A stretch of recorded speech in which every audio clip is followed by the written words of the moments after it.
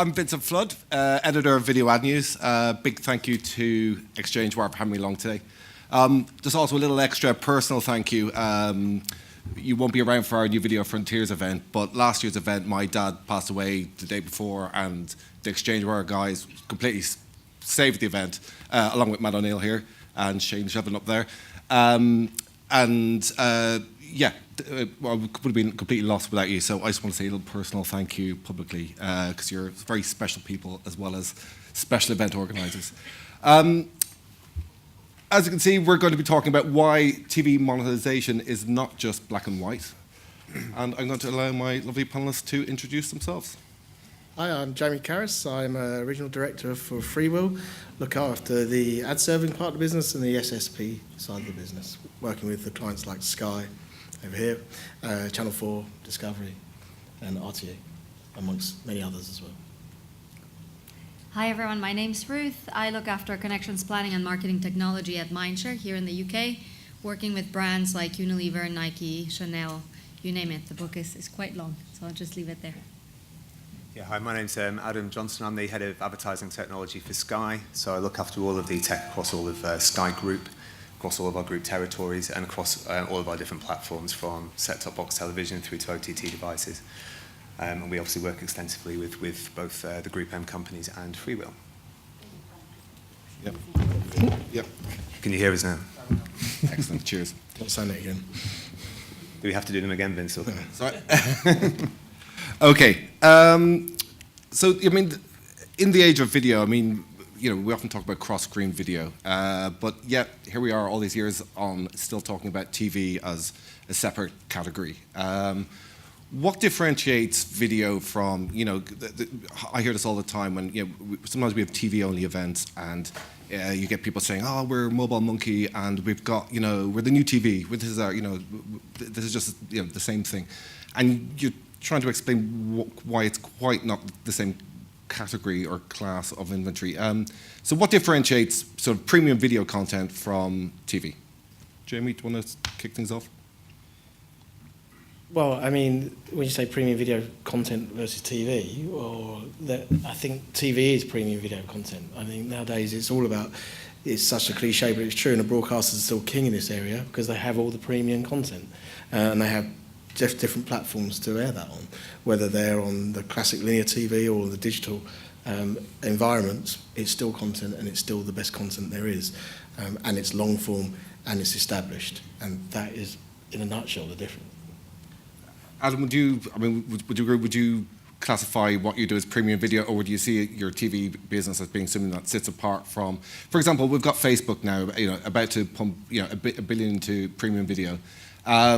Is there a difference between what they're doing and what you're doing these days? I think the very essence of television is under revision. What is a television? Is it a screen-based concept? So if I'm sat in front of a large screen with other people, am I watching television? If it comes through a satellite dish or over the air or from an internet-enabled device, is it still television just because it's no longer coming through the old-fashioned routes? I think it's of course super premium. It's the most premium video environment, if we're going to use that terminology. Certainly internally at Sky, you wouldn't hear it described as such regularly. But yeah, of course, it's from a consumer perspective. If what you're looking to do is consume entertaining content, and you're looking to do it in an environment where the quality of the entertainment is incredibly high, where from the perspective of the people in the room, the quality of the advertising is very high, then you would consider that premium. So to that extent, it is, I guess, empirically premium video content, but I think the industry conversation wouldn't necessarily classify it as such, certainly in the world in which I operate anyway. But what, you know, I totally agree with Jamie, it's all about the quality of the content.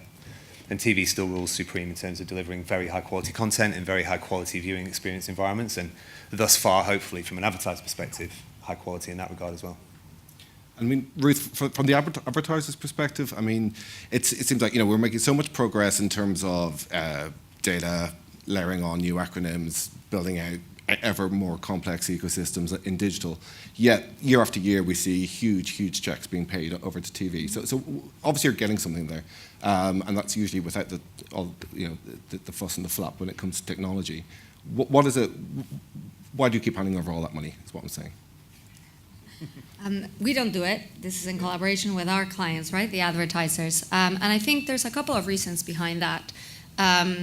One of it is there's very few places where you can reach 10 plus million people at the same time, right? And those places are actually contracting. When we looked at our research that we did for our video Eats the World paper, which was released earlier this year, the number of programs that are still commanding 10 million plus people we foresee will decrease from 16 to 9 in the next 5 years. And now that's important because whereas you can get the reach through platforms like Facebook and Google, having everyone at the same time sharing in that moment, which is still part of how brands build culture, hasn't happened yet on the platform side, right? So you can build reach, and in fact, we are doing it a lot with our entertainment clients through different means, and the type of work that we did with Alien for 20th Century Fox is an example of that. But it doesn't happen at the same time for all of those people. And it happens across different environments. So I think that's one thing that TV is still holding very strongly onto. And by that I mean linear TV, right? From a premiumness perspective, you see production value increase significantly for the incomers into the space. Netflix creating some amazing work there, Amazon moving into that space as well, and these companies investing more and more in delivering great production, because that's part of the magic of television. That's what we have looked into. But when you look at ITV, the amount of content that they are producing and the investment into that content, you only need to ask Simon Daglish about how much they're pumping through into those areas. And that's important because that premium experience is innately related to the quality of the content that's being produced. And in many cases, the vast majority of the inventory that you find in VOD doesn't really meet those expectations yet. The environment as well is a huge determining factor. When you sit down to watch TV still, 70% of people are in second screening, right? There isn't that multitasking element, so the mindset piece becomes very important. Television is still incredibly able to command attention from consumers. So I could keep going, but we have limited time. There's a lot of reasons why TV is still very effective, especially in creating that broadcast culture-leading brand experience. I think it's right. I think it's just evolving around the platform. Mm-hmm. So at the end of the day, when it's content's on the TV screen, it's on the iPad or whatever it may be, it really doesn't matter. It's just the living room just through another device, whatever that may be. And that's how TV is evolving. It has to evolve and continue to evolve, just in finding other ways to pump it out, as it has done over the years. Back in the day, you'd have an aerial on your house and it would come through a public broadcaster through that. Then it went to the box and it's cable. It doesn't really matter. That's just the method of receiving. It's what you're receiving that matters, and that's where the broadcasters role. Yep. So another way TV sits apart from the digital world is in terms of the ad tech slice. It seems like I think it's fair to say you've been very successful in conquering a lot of sort of big chunks of the TV market when it comes to ad tech. Largely through the sponsorship of ATS and my events, I would argue. But why are all broadcasters working with the likes of Freewheel? How is your product different to, say, your average video SSP, or what's the? Well, I mean, it's at the end of the day, broadcasters need to replicate kind of what they've been doing on linear television for many years, and there's quite a big, heavy amount of work to do that. An established business has been going. There's regulatory issues, there's compliance that needs to be taken care of, and there's a large-scale volume of content, and there's the forecasting, there's reporting. You're looking at huge amounts of video in volume and how you handle that. Integrations and projects are always involved, and we do all those with all our clients, and they're continually evolving. It's a very big engine and it's been going for a long time, and consequently needs those sort of tools to keep that going and replicate what they have been doing, as we're just discussing, just on different platforms. And again, you're looking at many different platforms now, and set-top box is one of those. When you're looking at a cable box or a Sky box, it's they're complicated integrations that need looking at and how you work, and all the other rules and things still apply, and that's one of the things that we focus on, and that's what we do. Yeah, this is where the premium element becomes incredibly important. So we're, from the television perspective, there's a very heavy regulatory framework around how we operate and what we can broadcast. And we have to work with ad tech providers who are capable of ensuring that under no circumstances is an inappropriate ad served at any point, anywhere on our network. It would be an existential threat to our business if we were to allow that to happen. So, for example, we have really strict class restrictions about how many car ads we can run in a break. Well, that'll be one. And we cannot run a second car ad in a commercial break. Obviously, from a commercial perspective, it's a disaster if we have two competitors, but it's also just from a quality perspective, incredibly repetitive to be hit with the same ads. And of course, car ads are fantastic, so incredibly lucrative. We can't just serve 6 of those one after the other. We have Ofcom regulation, which we are very incredibly adherent to in the television world, and actually voluntarily we comply with in the OTT world as well, even though we're not required to do so. And that's because we believe that the TV experience should be protected, and actually Ofcom regulation does a great job of helping us have tools to do that.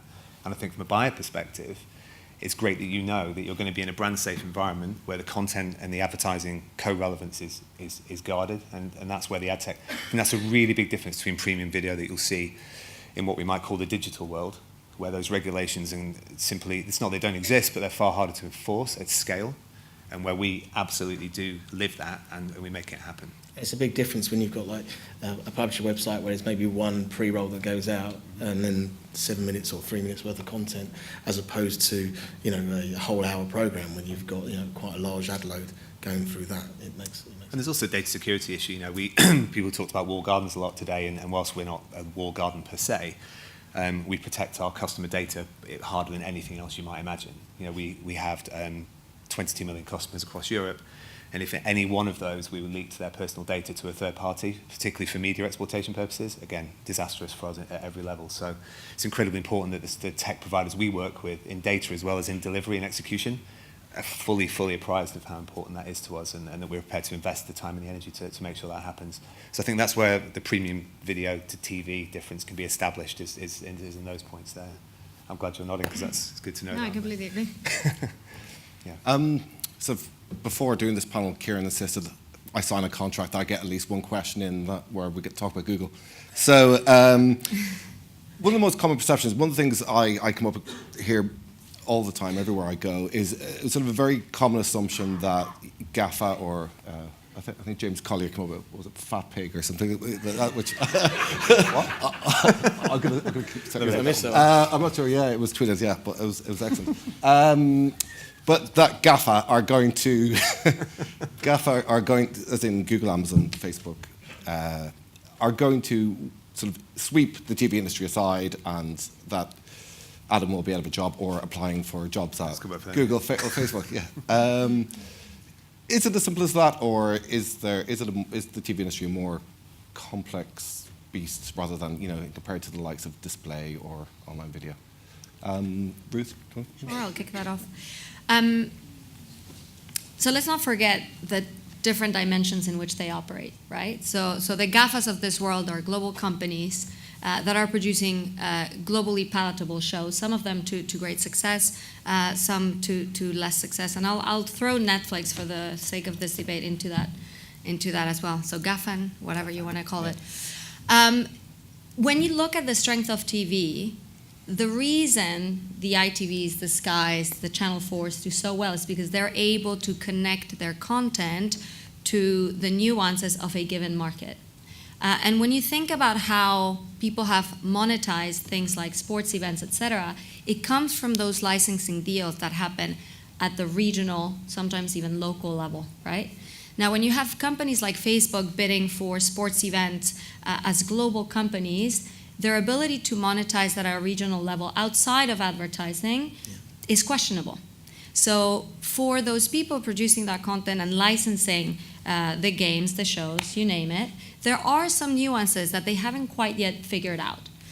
So I think that's important to recognize, because in terms of where the strength lies of broadcasters, we have to recognize that the local power stays with them when it comes to that content and the distribution of that content still.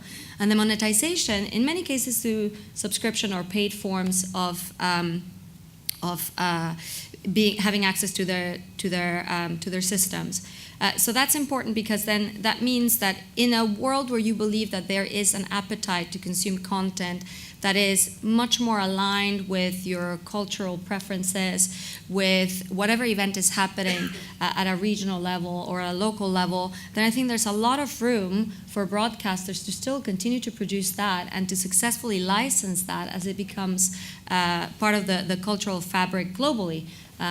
Whereas when you look at it the other way around, I think there's already a lot of potential that has been exhausted.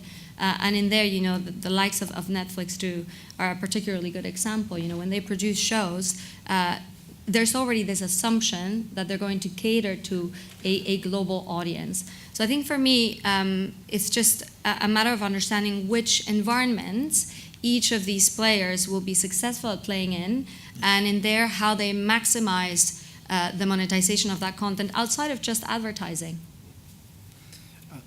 Yeah, I think I'm not going to sit up here and argue that Google and Facebook and the other guys don't have amazing businesses. They absolutely do, but they do cater for different things than us. I think global scale is right up there, and they achieve a scale that no TV broadcaster probably now or in the future is ever going to be able to hit single-handed, because they just have such a gigantic network of end users they can hit that we're never going to be able to reach through any of the mechanisms that we would use. One of the ways in which we've seen that in the local market is not to sort of bang on about Sky too much, but we've done a deal with Virgin Media. We've recognised that we want to compete for those advertising dollars with the Google and Facebook money in particular. So we're working with them to extend the Sky and Virgin reach into probably over 50% of the population. We've got around 11 million AdSmart addressable boxes that we can target. With Virgin, we're hoping to add another 4, which brings us well over the 30 plus million mark in terms of individuals. And that's our attempt to say that addressable TV can scale, that addressable TV should be invested in at the same sort of scale as those guys, but we bring all the qualities that we've all referenced on the panel earlier without necessarily trying to denigrate the fact that they do what they do incredibly well. And again, I think it goes entirely back to the way the media buyers want to buy and how they want to hit their audiences. And the way you hit an audience in a different way through a television experience than you do through a Google, Facebook-driven experience. I think there's absolutely plenty of room for both, for all types of players in the market, and I don't think we're at all scared of it. I think we welcome the challenge, and that's how we've responded so far. And I think you'll see more deals like that in the TV market going forward, as the technological capability to scale in that way without losing the quality of the experience is available to us, and we'll all want to capitalise on that. Isn't there a bit of a tension, though? I mean, on the one hand, I keep hearing that our strength is that we've got we understand Spanish people, Portuguese people, whoever, better than these global players, and we'll create this niche content. On the other hand, everybody seems to be, and the Sky and Liberty global deal is very much about offering pan-European reach to advertisers. A similar initiative is the European Broadcaster Exchange between its Mediaset, TF1, and ProSieben. And yet, I'm not sure to what extent are TV advertisers buying on a pan-European level. Do you have decentralized buying units where you're running these pan-European campaigns, or is things still pretty much done on a local basis? I would say a majority is done on a local basis, because there are different needs, and the briefs will take different shapes as well, depending on the market. We do have advertisers, and out of all the M's, Mindshare is probably the most global of all the agencies in terms of the book of business that we have. So we do have some clients that may think about it from a global perspective, but when it comes down to the actual trading, it is done at a local level. And so this is where I think there are huge differences in terms of what they bring to the picture, the GAFAs of this world versus the broadcasters, and we are seeing that recommended. The other piece that we haven't touched on, which I think is interesting, is in terms of actual consumption of video, right?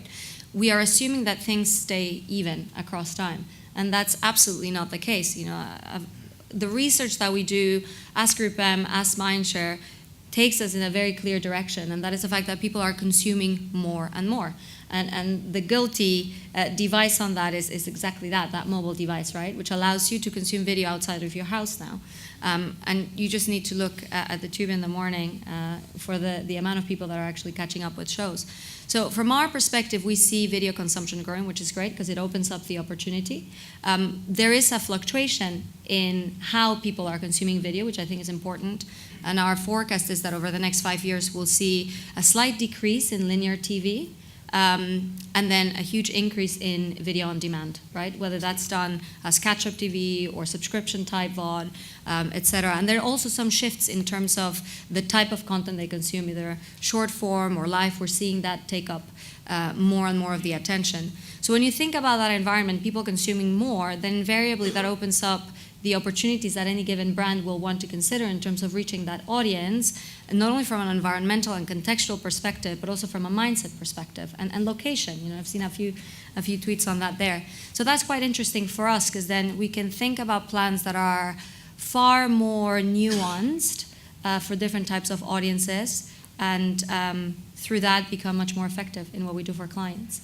I think, to labour the point, it's all evolving. I mean, it has to evolve. This is not really new. You know, every sort of medium's been through this as it progresses.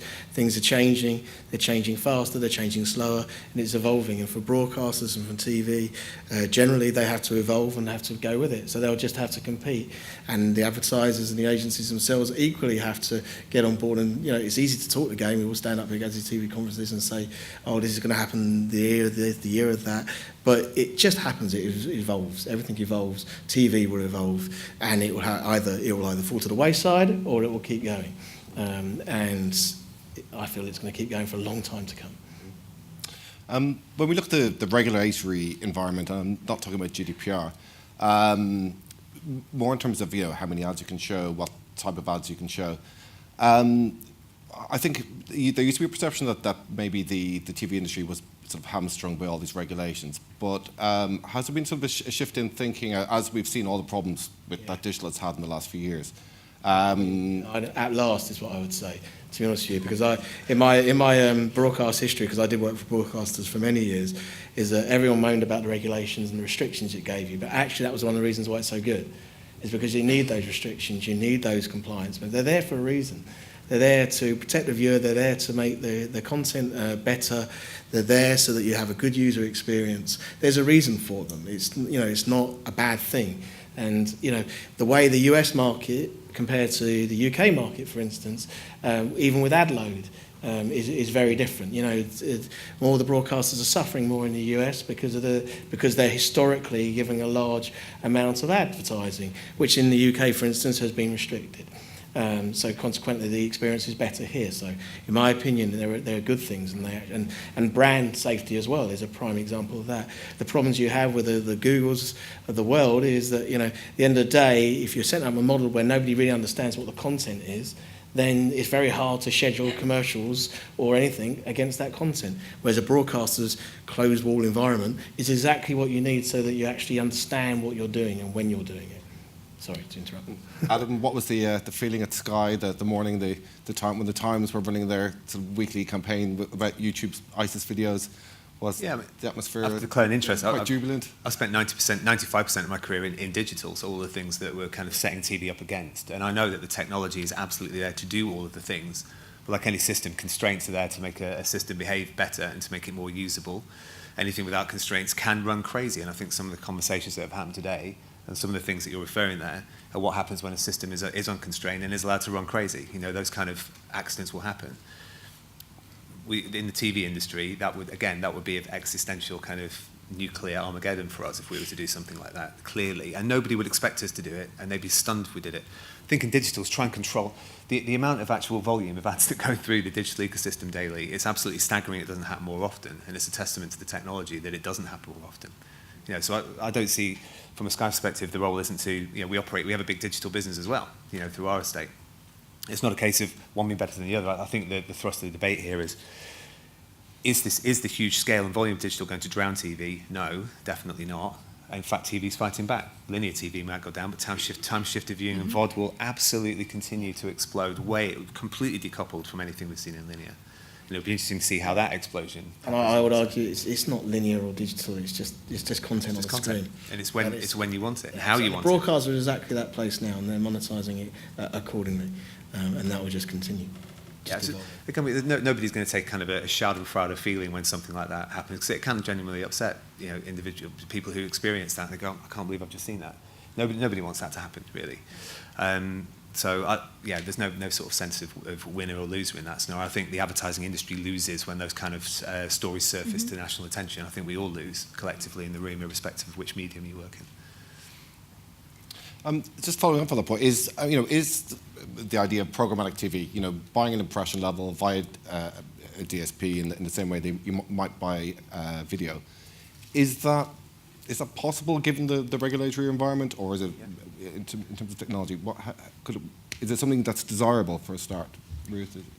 Again, I think it really depends on what is the main objective of the brief, right? And there's one thing I will have to disagree with Jamie. I don't think it's just about content on a screen. I think there's much more to the environment and the mindset in which that content is consumed. And that is, there are fundamental differences, right? We've run research with some partners that actually allow us to understand that attention span much better in terms of when you're watching TV versus when you're consuming VOD on the go or anything along those lines. And there is a marked difference in the mindset in which people are. So I think there's a bit more nuance to the conversation there. I think to answer your question, we need to go back to what I said at the beginning, which is you do need to start decoupling the conversation from content production and content distribution to be able to answer that, right? If you're looking at it purely from a content distribution perspective, absolutely, there is potential for a programmatic TV future, and I say it with inverted commas because there's still a lot of, from a technology perspective, that real-time insertion of ads in television, at least from a linear perspective, isn't there, right? We're seeing some advancements, and Sky, and you can tell us much more, Adam, because you're doing quite well in that regard. But we're still a long way away from doing it in a similar way. Addressable, absolutely, right? And this is why, as well, as part of Group M, we have invested heavily on that part of our business.